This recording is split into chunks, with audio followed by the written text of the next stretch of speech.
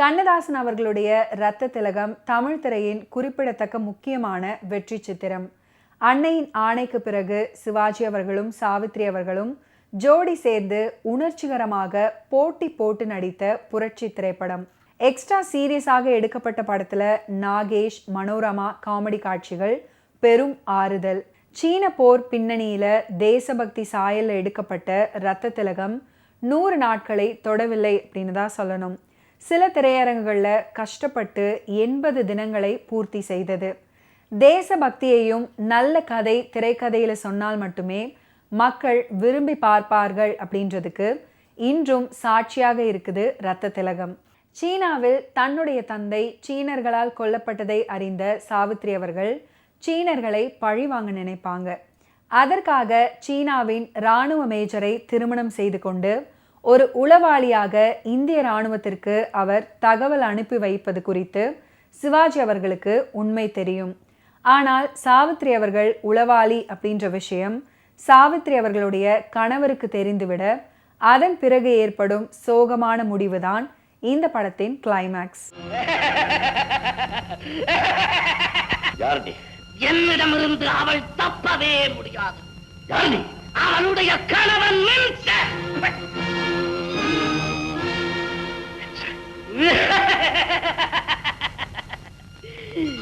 இந்தியர்கள் துரோகிகள், நயவஞ்சகர், கோடைகள்.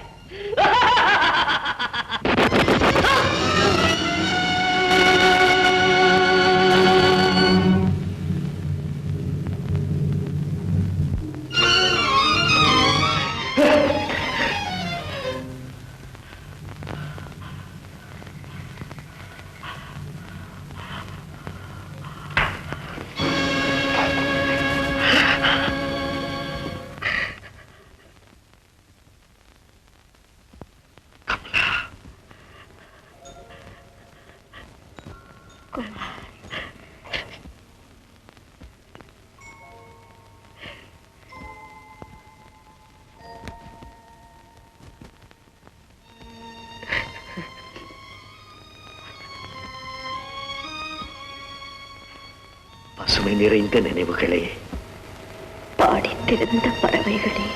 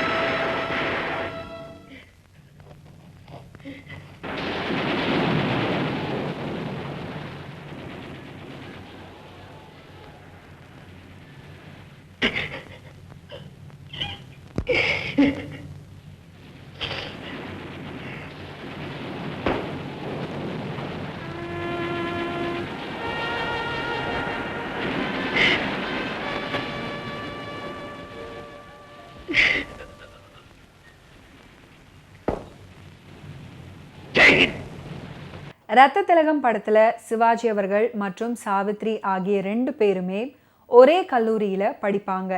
முதலில் சிவாஜி அவர்களை வெறுக்கும் சாவித்ரி அவர்கள் ஒரு கட்டத்துல 2 பேரும் இணைந்து கல்லூரியில் நடக்கும் நாடகத்துல நடிப்பார்கள். இந்த நாடகத்துல தான் சிவாஜி கணேசன் அவர்கள் ஆங்கில வசனம் பேசி நடிச்சிருப்பாரு. இந்த நாடகத்தில் நடித்த பின்னர் தான் சிவாஜி அவர்கள் மீது சாவித்ரி அவர்களுக்கு காதல் ஏற்படும். இந்த நிலையில் தன்னுடைய குடும்பம் சீனாவில் இருக்கிறது அப்படின்றதுனால அங்கு செல்ல வேண்டும் அப்படின்னு சாவித்ரி அவர்கள் கிளம்பி போவாங்க. அப்போதுதான் திடீரென இந்தியா சீனா இடையே போர் தொடங்கும். சிவாஜி கணேசன் அவர்கள் இந்திய இராணுவத்தில் இணைந்து போரில் ஈடுபடுவார். அப்போது சீன இராணுவத்தில் சாவித்ரி அவர்கள் இணைந்து போரிடுவதை பார்த்து அதிர்ச்சி அடைவாங்க.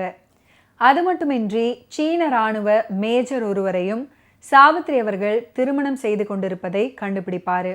தன்னுடைய காதலுக்கு துரோகம் செய்துவிட்டு எதிரி நாட்டு இராணுவ மேஜரை சாவித்ரி அவர்கள் திருமணம் செய்து கொண்டதால ஆத்திரமடைந்த சிவாஜி அவர்கள் அவரை பழிவாங்க நினைப்பாங்க. இந்த நிலையில்தான் ஒரு திடுக்கிடும் திருப்பம் ஏற்படும்.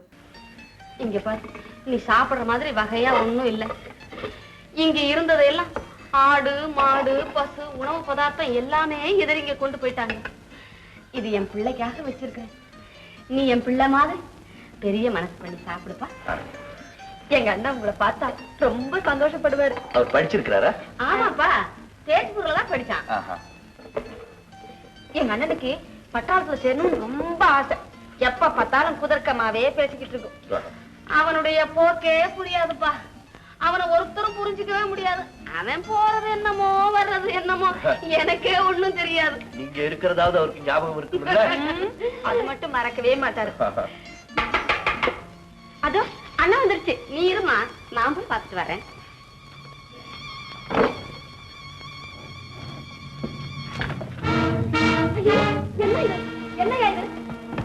என்ன இதெல்லாம் எனக்கு ஒண்ணுமே புரியல. என்னையா ஒண்ணும் சொல்ல மாட்டேங்கிறீங்க? போகாதீங்க. என்னால உங்களுக்கு உபத்திரம் வேணாம், நானே பாத்துக்கிறேன். அதெல்லாம் அம்மா பாத்துக்கோங்க. என்னையா இதெல்லாம்? ஏயா பேசாம இருக்கிறீங்க?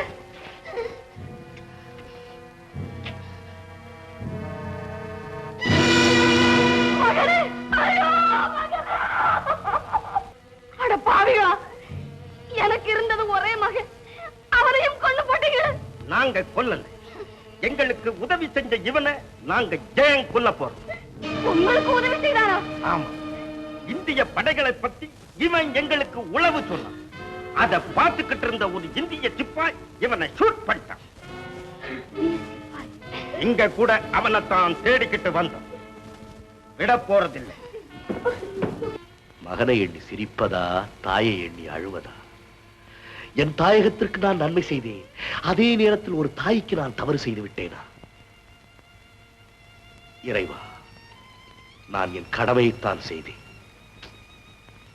என்னை மன்னித்து விடு. நில்.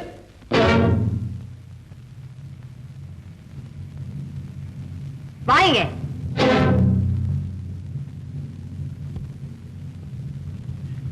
அதற்குள் ஏன் போகிறாய்? நான் போக வேண்டிய நேரம் வந்து விட்டது. இல்லை, இப்போதுதான் நீங்க இருக்க வேண்டிய நேரம் வந்திருக்கிறது. வெளியில் எதிரி சிப்பாய்கள் உன்னை தேடிக்கொண்டிருக்கிறார்கள். அவர்களுக்கு பதில் சொல்ல என்னால் முடியும். நீ போகக்கூடாது. இப்போது உன்னை காப்பாற்ற வேண்டிய கடமை எனக்கு அதிகரித்திருக்கிறது. நான் யார் என்று தெரிந்தால் என்னை காப்பாற்ற முயற்சிக்க மாட்டீர்கள். தெரியும்.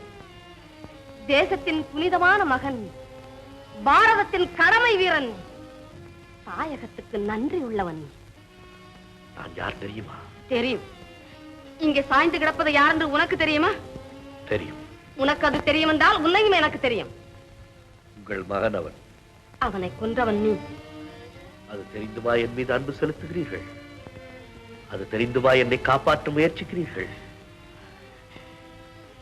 என் மகனை வெறுப்போடு பார்த்த கண்கள் இதுதானே? என் மகனை சுட்டுக் கொன்ற கரங்கள் இவைதானே? இல்லை, என் மகன் சாகவில்லை. என் வயிற்றில் ஒரு மிருகம் பிறந்தது. என் வீட்டுக்கு ஒரு தெய்வம் வந்தது. மிருகத்தை தெய்வம் கொன்றது. தெய்வம் எனக்கு மகனாகிவிட்டது. அம்மா. மகனே. KV மகாதேவன் அவர்களுடைய இசையில கண்ணதாசன் எழுதிய ஒரு கோப்பையிலே என் குடியிருப்பு, பசுமை நிறைந்த நினைவுகளே பாடல்கள் சூப்பர் ஹிட் ஆயின. ஒரு கோப்பையிலே என் குடியிருப்பு பாடல் காட்சியில அதனை எழுதிய கண்ணதாசன் அவர்களே பாடி நடிச்சிருப்பாரு. பாடல் வரிகள் ஒவ்வொன்றும் அட்டகாசம். ஒரு கோப்பையிலே என் குடியிருப்பு, ஒரு கோலமையில் என் துணையிருப்பு, இசை பாடலிலே என் உயிர் துடிப்பு, நான் பார்ப்பதெல்லாம் அழகின் சிரிப்பு, ஒரு கோப்பையிலே என் குடியிருப்பு.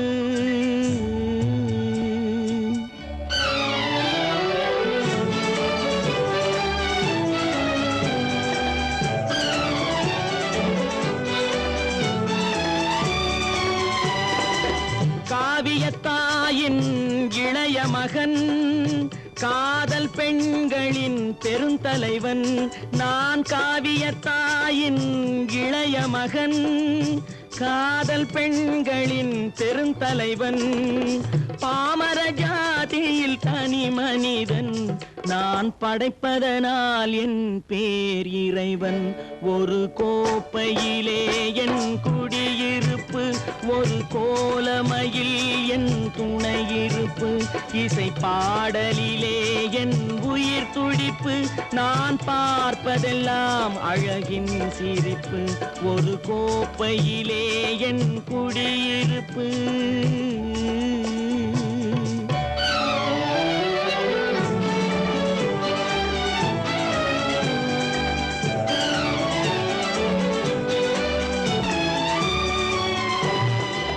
மானிட இனத்தை ஆட்டி வைப்பேன், அவர் மாண்டு விட்டால் அதை பாடி வைப்பேன். நான் மானிட இனத்தை ஆட்டி வைப்பேன், அவர் மாண்டு விட்டால் அதை பாடி வைப்பேன்.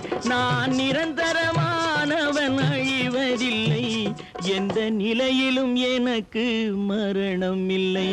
ஒரு கோப்பையிலே என் குடியிருப்பு, ஒரு கோலமையில் என் துணையிருப்பு, இசை பாடலிலே என் உயிர் துடிப்பு, நான் பார்ப்பதெல்லாம் அழகின் சிரிப்பு. ஒரு கோப்பையிலே என் குடியிருப்பு. இந்த திரைப்படம் 1963ஆம் ஆண்டு செப்டம்பர் 14ஆம் தேதி வெளியானது. சிவாஜி கணேசன் அவர்கள், சாவித்ரி அவர்கள் ஆகிய 2 பேருடைய நடிப்பு அற்புதமாக இருந்தாலும் 2 பேரும் ஜோடியாக இணைந்து நடிக்காதது மற்றும் சோகமான முடிவு காரணமாக இந்த திரைப்படம் ரசிகர்கள் மத்தியில் பெரும் வரவேற்பு பெறவில்லை. இருப்பினும் தயாரிப்பாளருக்கு நஷ்டமடையாமல் இந்த திரைப்படம் காப்பாற்றியது. இந்த படத்தை பஞ்சு அருணாச்சலம், கிருஷ்ணன் மற்றும் கண்ணதாசன் ஆகிய மூவரும் இணைந்து ப்ரொடியூஸ் பண்ணாங்க. திரைக்கதை மட்டும் கொஞ்சம் நன்றாக அமைந்திருந்தால் சீனாவின் போரை ஒட்டி வந்த இந்த திரைப்படம் மிக பெரிய அளவில் வெற்றி பெற்றிருக்கும்.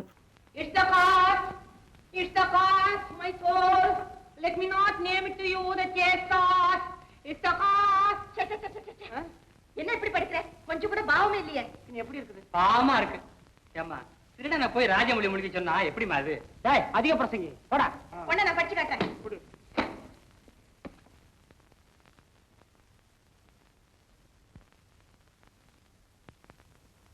It is the cause.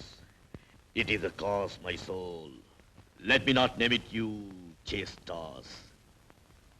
Yes, she must die. Yes, she will betray more man. Put out the light. And then, put out that light. When I pluck the rose, I cannot give it vital growth again. It needs Masvita. I will smell it on the tree.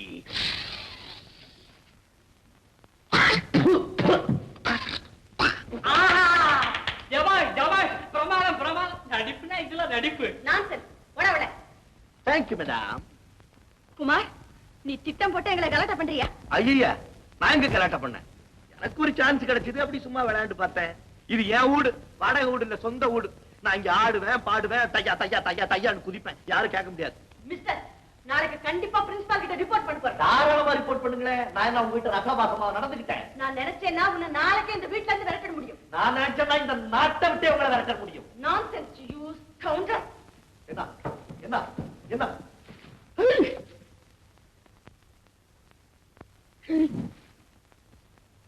கருப்பு வெள்ளை கால தமிழ் திரைப்படங்கள்ல Shakespeare நாடகத்தின் முக்கிய காட்சி ஒன்றை அப்படியே படத்துல இடம்பெற செய்வார்கள்.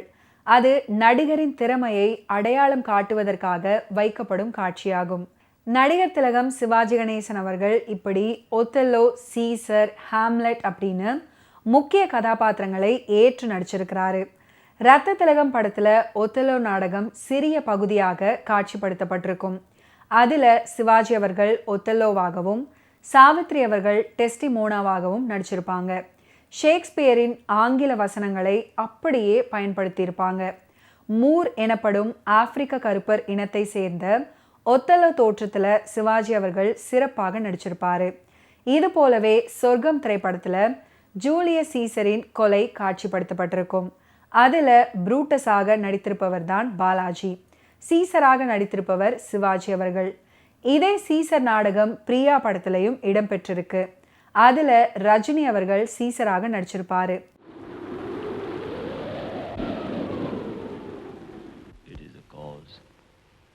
It is the cause, my soul. Let me not name it to you, you chaste stars. It is the cause.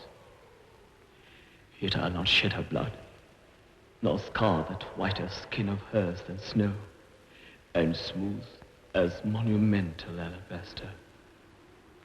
Yet she must die, else she'll betray more men, put out the light, and then put out the light. If I quench thee, thou flaming minister, I can again thy former light restore, should I repent me. But once put out thy light, thou cunningest pattern of excelling nature, I know not where is that Promethean heat that can thy light relume. When I have plucked the rose, I cannot give it vital growth again. It needs must wither. I'll smell it on the tree. Ah, me breath that dost almost persuade justice to break her sword. One more, one more.